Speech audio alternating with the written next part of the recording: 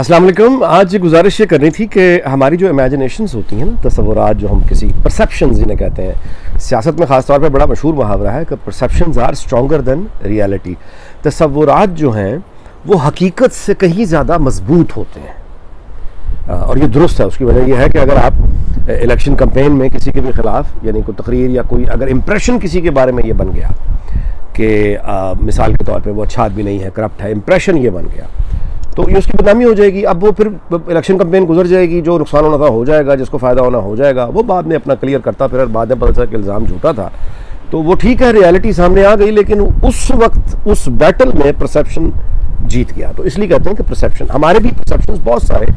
इंसान के मुश्तरका परसेप्शंस, मिसाल के तौर पे हिंदुओं ने इसका तरीका ये, यानी बहुत से सदियों से इंसान का सवाल है कि मैं खुदा को देखना चाहता हूँ, अपनी आंखों से देखना चाहता हूँ। तो ज़ाहिर है कई सदियाँ पहले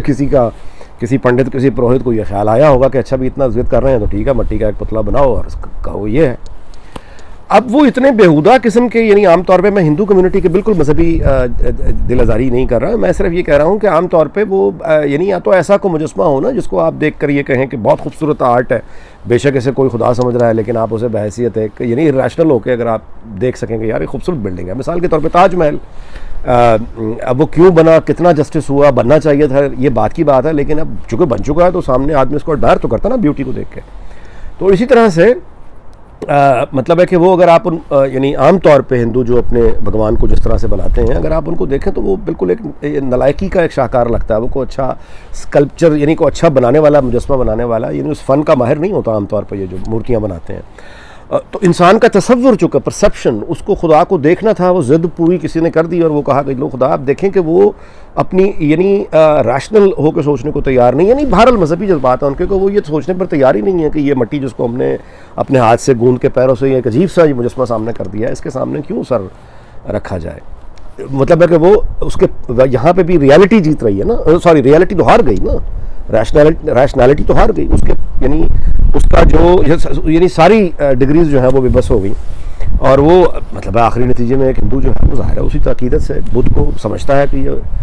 वो उससे जो मांग रहा है ये बुनियादी तौर पर खुदा से मांग रहा है, ये उसका तसव्वुर है। हमारे यहाँ जो तसव्वुरात हैं, परसेप्शंस हैं, उनमें एक परसेप्शन बहुत यानी इसको चूँकि प्रमोट किया गया वो ये बन गया कि हर आदमी जो पाकिस्तान की फ़ौज और ISI के वो ऑफिसर्स जो कि नेशनल पॉलिटिक्स या फॉरेन पॉलिटिक्स या इलेक्शंस में किसी तरह का रोल अदा करने की ख्वाहिशमंद रहते हैं, या ये कि वो उनकी किसी पॉलिसी का, जैसे वन पेज हुकूमत अभी पिछले 3 साल चल रही है, जब बरमला इजहार होता है इसका तो उसका इजहार है सोसाइटी में रद्द अमल आता है। अच्छा, जब वो रद्द अमल आता है तो उस सियासी पॉलिसी या मुआशी पॉलिसी पर तनकीद करने का मतलब हमारे यहाँ यानी इसको समझा जाता है, ये बिल्कुल वैसा ही है कि ये बस ये गद्दार है, यानी ये आदमी एजेंट है, ये आदमी दुश्मन का एजेंट है, ये आदमी अमेरिका का एजेंट है, ये आदमी फलां का एजेंट है, ये फ़ौज के ख़िलाफ़ अगर बात कर रहा है तो इसका मतलब ये पाकिस्तान का मुखालिफ है। अब जब इस तरह के तसव्वुरात से और यानी हम दुनिया को अब उस तसव्वुर को एक हकीकत का रूप चाहिए ना,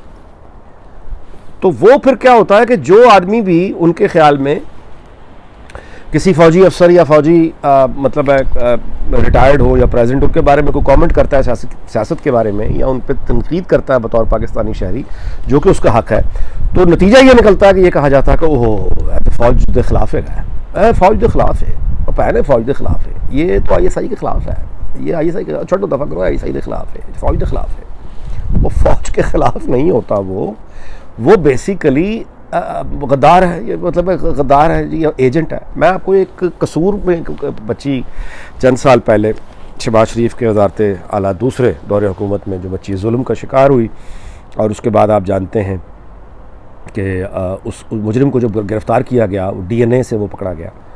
तो जब वो पकड़ा गया तो मालूम ये हुआ कि सबसे ज़्यादा उस बच्ची के लिए एहतजाज करने में और रोने पीटने में ये आदमी आगे था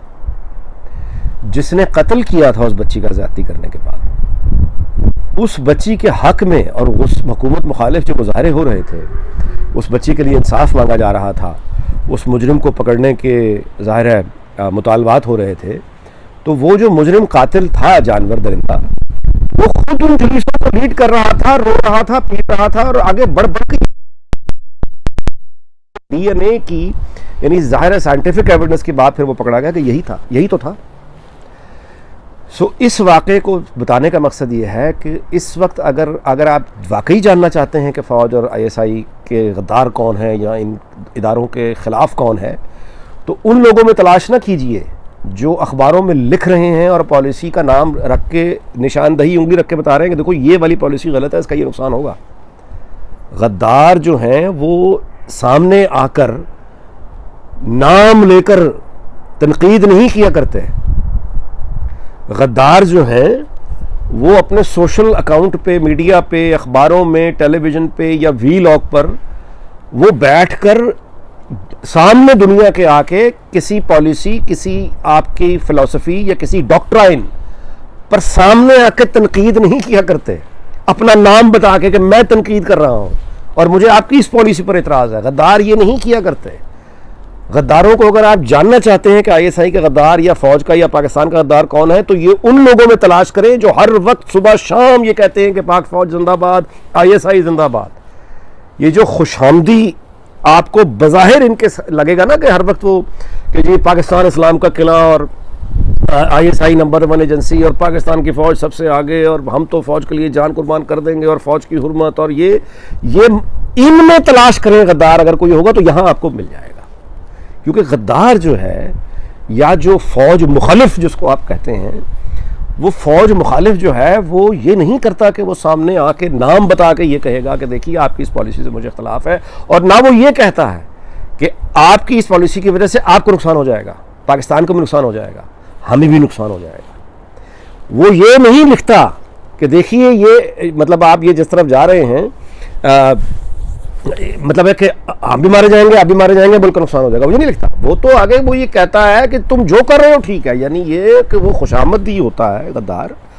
اور وہ یعنی ہر غلط پالیسی وہ بلکہ وہ فانی انسانوں کو یقین دلاتا ہے کہ تم لافانی ہو۔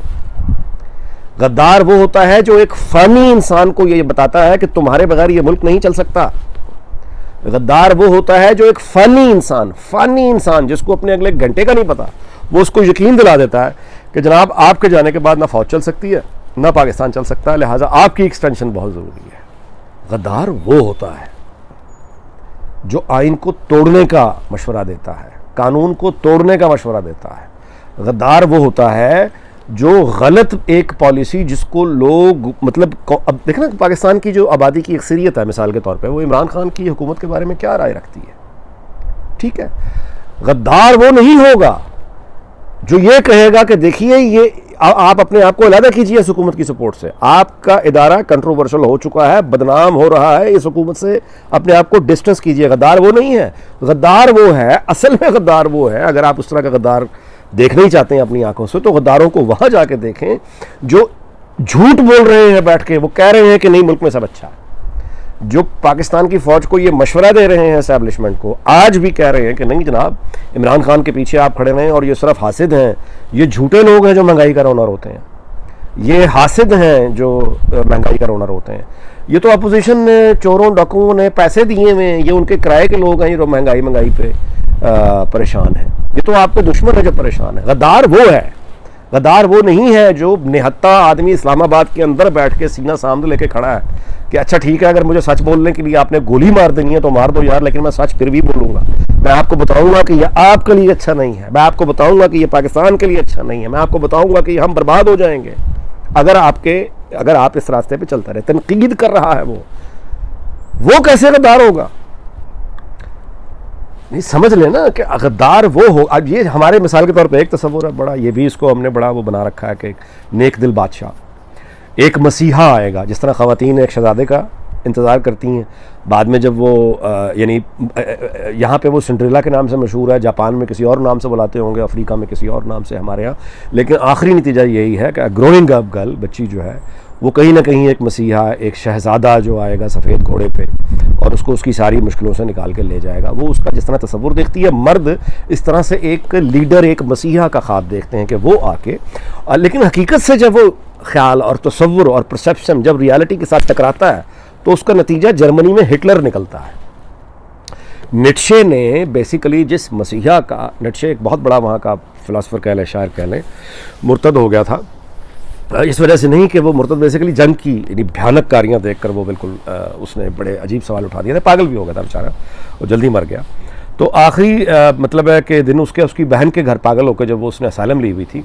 تو وہ تھا جس نے یہ تصور نیٹشے نے جرمنی میں دیا کہ ایک مسیحا آئے گا جو یہ جو بھیڑیں کی طرح لوگ ہجوم ہے اس کو وہ ایک منزل تک پہنچائے گا اور راستہ دکھائے گا. تو وہ جب اب نیٹشے اپنی بہن کے گھر میں تھا تو وہاں ہٹلر چلا گیا. نیٹشے کی بہن نے نازی پارٹی میں شمولیت اختیار کر لی اور ہٹلر کے بارے میں یہ پرسیپشن آیا کہ نیٹشے جس مسیحا کی بات کر رہا ہے وہ میں ہوں. تو نتیجہ یہ ہے کہ لوگوں کی وہ جذباتی تصورات ہٹلر سے یعنی آپ اندازہ لگائیں نا کہ کتنے ملین لوگوں کو اس نے مارا, اس کے لیے بھی تو لوگ مرے ہیں اس کے نام پہ. اس طرح اسے مسمرائز کر دیا تھا. ہمارے ہاں یہ جو ایک مسیحا کا تصور نیک دل بادشاہ آئے گا, تو حقیقت سے جب وہ ٹکرایا تو عمران خان آ گئے. ٹھیک ہے نا, وہ نیک دل بادشاہ جو خود ایماندار ہوگا تو ساری قوم ایماندار ہو جائے گی, وہ خود دیانتدار ہوگا تو ساری مشینری دیانتدار ہو جائے گی, وہ خود کرپشن نہیں کرے گا تو اپنے وزیروں کو نہیں کرنے دے گا, وہ خود چکے وہ مچھلی کا سر جو ہے وہ گلنا سر سے شروع ہوتی ہے گلنا, اور اصل میں یہ لیڈر جو اگر ٹھیک ہے تو مہنگائی بھی صحیح ہوگی, فارن پالیسی بھی ٹھیک ہوگی. یہ ساری باتیں خواب یعنی ارریشنل باتیں جن کا حقیقت سے کوئی تعلق نہیں ہے. لیکن آپ نے دیکھا کہ پرسیپشن کتنا اسٹرانگ ہوتا ہے کہ ریالٹی کو زندہ پھرتے مچور کہلاتے لوگ, پڑھے لکھے لوگ, ڈگری والے لوگ, مطلب یہ یقین کر گئے. ایسا نہیں تھا کہ یہ پڑھے لکھے نہیں تھے, پڑھے لکھے لوگ تھے, لیکن وہ ان کا جو پرسیپشن رومانس اس نے آ کے ریالٹی, ہر طرح کی ریالٹی کے اوپر ایسا وہ جادو کیا کہ جو حقیقت تھی وہ پیچھے چلے گئی اور خواب جو ہے وہ آگے آ گئے. بڑا خوبصورت استاد کا شعر ہے کسی کا کہ عشق نازک مزاج ہے بے حد, عشق نازک مزاج ہے بے حد, عقل کا بوجھ اٹھا نہیں سکتا. یعنی عشق جب ہوتا ہے کسی سے تو عقل اس کی پہلی کیجولٹی ہوتی ہے. یعنی آپ اپنے محبوب کو نہیں دیکھ رہے ہوتے, آپ اپنی خواہشات کو دیکھ رہے ہوتے ہیں, آپ کو وہ اس محبوب میں نظر آ رہی ہوتی ہیں. لیکن جب وہ محبوب اپنی ایکچولی آپ کو مل جاتا ہے اور اپنی ریالٹی لے کر آتا ہے تو اس کے بعد پھر وہ درد بھری شاعری شروع ہوتی ہے, درد بھرے گانے آتے ہیں, پھر پتہ چلتا ہے کہ شادی تو محبت کا قتل ہے. عورتوں کے کیس میں اور مردوں کے کیس میں یہ کہ پھر وہ معافیا مانگتے ہیں, جس طرح آج کل مانگ نہیں رہے. کبھی اس شو میں جا کے کہ ہمارے خواب ٹوٹ گئے, عمران خان نے توڑ دیے, فلانے نے توڑ دیے, تو اس کا پھر حال یعنی جو مطلب پرسیپشن ہے وہ رول تو پلے کر جاتا ہے اپنا ریالٹی کو پیچھے پھینک کے, لیکن ریالٹی اپنا حساب لیتی ہے, پھر حقیقت پلٹ کے واپس آتی ہے, کیونکہ حقیقت بدلتی نہیں ہے, وہ تو ٹھوس ہے, وہ کھڑی ہے, وہ واپس آ کے پھر آپ سے حساب لیتی ہے جس طرح اب ہم سے حقیقت حساب لے رہی ہے. سو ویلا کو اس بات پہ ختم کرتا ہوں کہ وہ سارے لوگ جن کو آپ ایک دم یہ کہتے ہیں کہ آئی ایس آئی کی کسی اس نے پالیسی پہ تنقید کی ہے, فوج کی پالیسی پہ تنقید کی ہے, تو یہ غدار ہے, یہ ایجنٹ ہے, یہ فوج دشمن ہے, یہ آئی ایس آئی دشمن ہے. اس بات کا یعنی یہ انتہائی حماقت کی بات ہے. غدار جو ہیں وہ اپنے ویلاگ میں یا کالموں میں یا ٹی وی شوز پر بیٹھ کے اپنے نام اور پتے کے ساتھ وہ یعنی دلائل کے ساتھ یہ بات لوگوں کے سامنے کھل کر نہیں رکھتے کہ دیکھیے آپ کی اس پالیسی پر اعتراض ہے جس کی وجہ سے پہلے بھی ہمیں نقصان ہوا ہے, آئندہ بھی ہمیں نقصان ہوگا.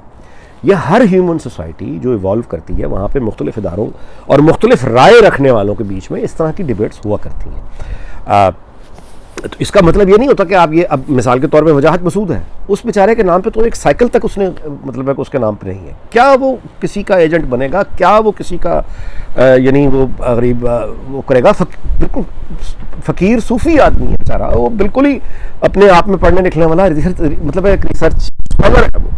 آپ اس کی رائے سے بالکل 100 دفعہ اختلاف کیجیے, اس کے کسی نتیجے سے اختلاف کیجیے, وہ بہت خوش ہوگا کہ آپ نے یعنی وہ شکریہ بھی ادا کرے گا اگر وہ اپنے آپ کو یعنی رائے اس نے یعنی آپ کی رائے اگر اسے بہتر لگی تو وہ بالکل یعنی اس کو مان بھی لے گا, اور یہی ایک جینوئن طالب علم کا کام ہوتا ہے. لیکن اگر آپ وجاہت مسعود یا ان لوگوں میں اگر آپ یا مطلب میں تو خیر کسی گنتی میں کھاتے میں نہیں آتا, لیکن جو ایکچولی بڑے لوگ ہیں, ابصار عالم ہو گیا یا خبر کے حوالے سے مطلب اور جو بڑے رپورٹرز ہیں, مطلب مطیع اللہ جان ہے وہاں پہ, اور بڑے لوگ اسے تور ہیں نوجوان ابھی وہ کمال آئے ہیں. اچھا احمد دورانی سے بھی آپ اختلاف کیجئے, اتفاق کیجئے, ذاتی زندگی وہ کسی کا مسئلہ نہیں ہونا چاہیے, لیکن جو خبر وہ لے کر آ گیا پاپا جونز والی, اب مجھے بتائیں کہ یہ پاپا جونز کی ایک عقل سے کام لے کے ٹھہر کے سوچیں کہ اتنا بڑا اسکینڈل جس شخص کے پاس ہوگا اس کے لیے کیا پرابلم ہوتی ہے کہ وہ جا کے طے کر لیتا, ڈیل کر لیتا. ایک پاپا جونز کی برانچ اس کو اسلام آباد میں مل جاتی, لاہور میں مل جاتی, ایک اس کو نیو یارک میں مل جاتی, یا مطلب جو اسے مانگتا مل جاتا اس کو, یعنی زندگی بھر نوکری کی موش کی عذاب سے نکل جاتا. اس کو غدار کہہ رہے ہیں. یعنی جس نے اس رشوت کو اور مطلب ہے جو پاسبل اس کے پاس جو آ سکتی تھی چیزیں وہ اس نے نہیں لی, اور غربت اور نوکری کی ذلت جو ہے وہ ظاہر ہے معاشی ذلت تو ہے نا, یعنی میں مطلب ایک اسٹرگل تو ہے نا, وہ پتہ نہیں واپس بھی اس نے اب کب جانا, یہ ساری قیمت دے کے وہ کھڑا ہوا ہے. اب اس پہ یہ کہا جائے کہ یہ غدار ہے, یہ فوج مخالف ہے. فوج مخالف نہیں ہے, وہ اس بات کے خلاف ہے کہ ایک پروفیشنل سولجر کو پبلک آفس میں جس نے ہولڈ کیا ہے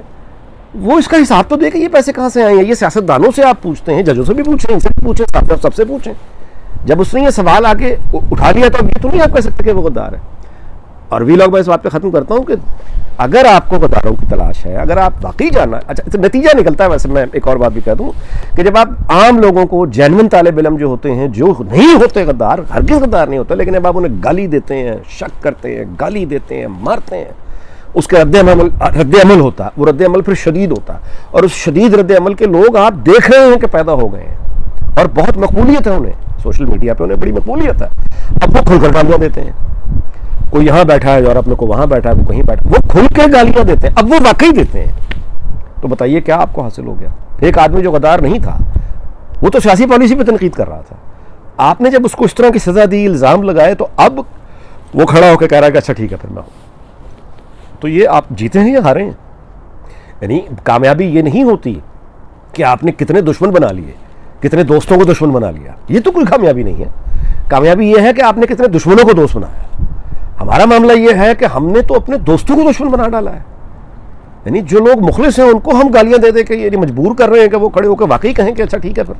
تو کیا اس سے ملے گا؟ کمزور ہونا ہے یا مضبوط ہونا ہے؟ اسی بات پہ ٹھہر کے میرا خیال ہے ذرا تصورات, پرسیپشنز اور حقیقت, کسی کو گالی دینے سے پہلے, کسی کے بارے میں یہ فیصلہ سنانے سے پہلے اچھا جی فلانا بندہ فوج کا مخالف نہیں ہے, فوجی آمریت کے خلاف ہے, اور آمریت کو وہ اس لیے برا نہیں کہتا کہ فوج کے خلاف ہے, بلکہ اس لیے برا کہتا ہے کہ فوج کے حق میں بات کر رہا ہے. وہ فوج کو کہہ رہا ہے کہ یہ آپ کا کام نہیں ہے, آپ مطلب ایک ادارہ ہیں پورے ملک میں, ایک ڈسپلن کے حوالے سے بہرحال آپ کا ایک, آپ بھی اگر اس طرح کنٹروورشل ہو جائیں گے تو پیچھے بچے گا کون؟ کیونکہ فوج لاسٹ لائن آف ڈیفنس ہوتی ہے, فرسٹ لائن آف ڈیفنس نہیں ہوتی, یہ لاسٹ لائن آف ڈیفنس ہے. اس کو اگر آپ ہر جگہ جا کے کھڑا کر دیں گے کمزور ہو جائے گی. اور لوگوں کے تصور, لوگوں کے, آپ کیا سمجھتے ہیں پچھلے 3 سالوں میں کوئی بھی باضمیر آدمی کیا یہ یعنی اپنے آپ سے, اپنے ضمیر سے یہ بات کہہ سکتا ہے کہ پچھلے 3 سالوں میں پاکستان کی فوج کے وقار میں اضافہ ہوا ہے یا ISI کے وقار میں اضافہ ہوا ہے؟ اپنے آپ سے یہ سوال پوچھیں نا, کیا پچھلے 3 سالوں میں فوج کی عزت اور وقار میں اضافہ ہوا ہے؟ اگر ہوا ہے تو وہ لوگ جو یہ کہہ رہے ہیں کہ ہوا ہے, وہی لوگ کہہ رہے ہیں کہ آگے بھی یہ کرو, اور وہ لوگ جو یہ سمجھتے ہیں کہ یہ وقار میں اضافہ نہیں ہوا, کنٹروورشل ہو گئے, وہ کہہ رہے ہیں کہ دیکھیے یہ آپ کا کام نہیں ہے, خدا کے واسطے کنٹروورشل نہ ہو, پیچھے ہٹ جائیں یہاں سے, یہ آپ کا ایریا نہیں ہے, آپ تنقید کا نشانہ بنیں گے. اب آپ مجھے بتا دیں کہ اس سے فوج یا ISI سے یعنی غدار کون ہے اور مخالف کون ہے اور حامی کون ہے؟ یعنی وہ شخص فوج کا حامی ہوگا جو یہ چاہے گا کہ فوج یعنی قانون آئین کا احترام کرے, اپنے عزت اور وقار کی حفاظت کرے. ایک آدمی جو یہ کہہ رہا ہے کہ ISI اور فوج کو اپنے عزت اور اپنے وقار کی حفاظت کرنی چاہیے, اسے کنٹروورشل نہیں ہونا چاہیے, ایک آدمی یہ کہتا ہے. دوسرا آدمی یہ کہہ رہا ہے کہ نہیں جی بالکل ٹھیک ہے, آپ جو کر رہے ہیں پچھلے 3 سال سے بہت اچھا ہے, یہی آگے کریں, اور یہ لوگوں کیا یہ تو بکواس کر رہے ہیں, جھوٹ بول رہے ہیں, مہنگائی نہیں ہے, بالکل بھی نہیں ہے, لوگ تو بڑے خوش ہیں, لوگ تو آپ کے نعرے لگا رہے ہیں. کون ہے حامدی؟ یہ زریلا جو ان حالات کو کہہ رہا ہے کہ بہت اچھے ہیں, جو ان حالات کو دیکھ کر بھی یعنی یہ کہہ رہا ہے کہ بالکل ٹھیک ہے, جو ہوا ہے صحیح ہوا ہے, اسی کو جاری رکھیں, وہ غدار ہے؟ یا وہ غدار ہے جو کہہ رہا ہے کہ خدا کے واسطے اپنی بھی خیال کریں, ملک کا بھی خیال کریں, ہمارا بھی خیال کریں؟ نہیں, اب کچھ باتیں آپ خود بھی سوچا کریں. بڑی مطلب ظاہر ہے کہ میں کوئی ایسی چیز نہیں ہوں جو آپ کو بتاؤں کہ آپ سوچا کریں, مطلب میں اور آپ مل کر سوچیں کہ یہ تصورات اور یہ اس سے ملتا کچھ نہیں ہے, یہ ہمیں مزید نقصان. بہت شکریہ.